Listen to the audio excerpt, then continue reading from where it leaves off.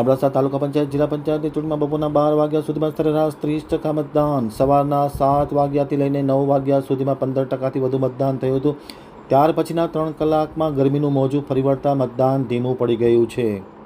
હવે જોઈએ અબડાસા આમતક ન્યૂઝ બ્યુરોમાંથી હિરેન ગોસ્વામીનો એક વિસ્તૃત અહેવાલ. અબડાસા જિલ્લા પંચાયત તાલુકા પંચાયતની આજે ચૂંટણી યોજાઈ રહી છે, ત્યારે બપોરના 12 વાગ્યા સુધીમાં સરેરાશ 30% જેટલું મતદાન નોંધાયું છે.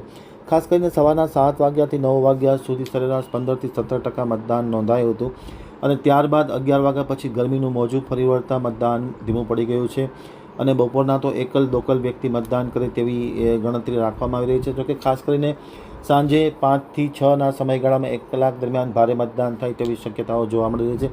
અમારા પ્રતિનિધિ હિરેન ગોસ્વામી જણાવે છે કે અબડાસામાં પણ ગરમીનું મોજું ફરી વળ્યું છે. ખાસ કરીને ગ્રામ્ય વિસ્તારમાં ભારે ગરમી જોવા મળી રહી છે, જેને લઈને મતદાન ધીમું પડી ગયું છે. કોઈપણ પ્રકારનો અનિચ્છનીય બનાવ ન બને તે માટે પોલીસે ચુસ્ત બંદોબસ્ત રાખવામાં આવ્યો છે. ડીવાયએસપી અને પ્રાંત અધિકારી બંને કેટલાક બૂથ ઉપર ચેકિંગ કર્યું હતું. ખાસ કરીને સંવેદનશીલ બૂથ ઉપર પણ ચેકિંગ કરવામાં આવ્યું હતું અને અત્યારે બપોરે 12 વાગ્યા સુધીમાં સરેરાશ 30% જેટલું મતદાન થયું છે.